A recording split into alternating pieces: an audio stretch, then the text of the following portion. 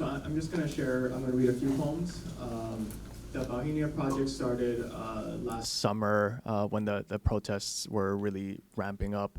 And what we've been doing is we've been collecting language from the streets and from people in the front lines, translating them into English, condensing and distilling them into a few lines. And the output is a short poem that are from the voices of the people in Hong Kong right now.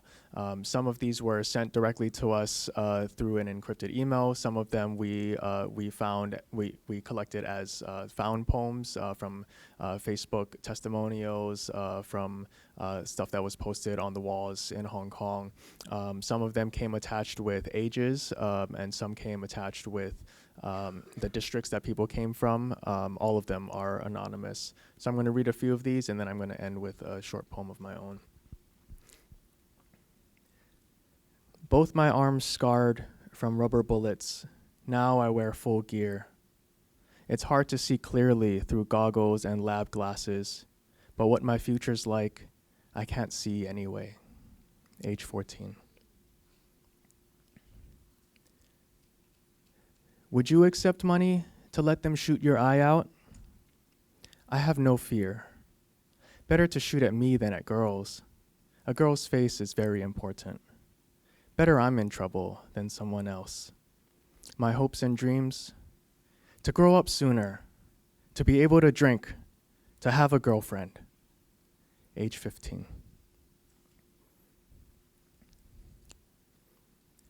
My teenage son was brought back by cops for a midnight house search. When I opened the door, I fumed to see him handcuffed. Then, "Mom, can you push my glasses up a little?"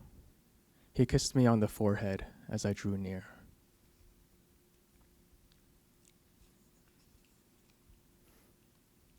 These 6 months, Dad, I've told many lies. After setting roadblocks and staring down tear gas, I would pat myself in cheap vodka head to toe before coming home. You think I'm an alcoholic, but 2 beers could get me drunk. If anything happens, open my Google Drive and read my will there. Password, my name, your number. I really wish that one day I'd hear you say you supported me, even just once. You see the handwriting? A perfect imitation. Every time they tear down the Lenin wall, I dig the words out from the trash, bring them home, and copy them by hand. I started at 3 a.m. last night, then took the first morning train to put them back up. But I can't reproduce the kids' drawings. Don't worry, I'm not a bad guy. I'm just a security guard. I want to protect our people's dreams, even if they're just on paper. After the tear gas, a big guy in full gear tottered through the crowd, holding on a sheet of paper from the garbage a baby lizard.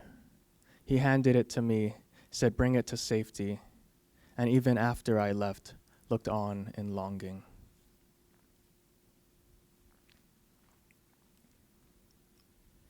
He's a frontliner.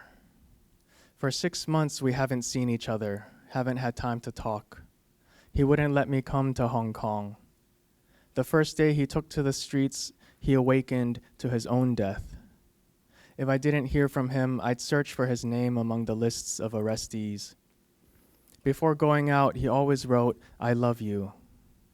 Our chat has no words, just hundreds of days of "I love you" and those double tick marks in blue.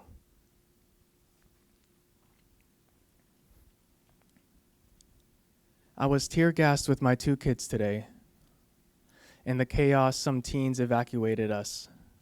They stood in front so we could run. I couldn't see their faces. I remember their strong scent, like gunpowder.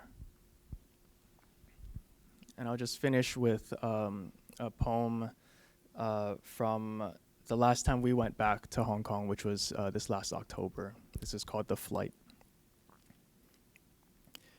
Whereas helicopters keep shoveling above us out of sight, whereas street posts scan for objects among persons, longing to see our hair, our masks untied, whereas for us the unmasking meant being faceless again in a small box of a city where the most exotic myth was home.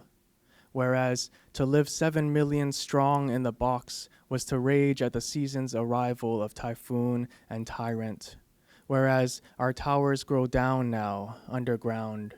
Whereas the slow motion violence of our parents keeping their heads down left us nothing but the edge of the sea. Whereas, however we sliced it, the waves kept rising.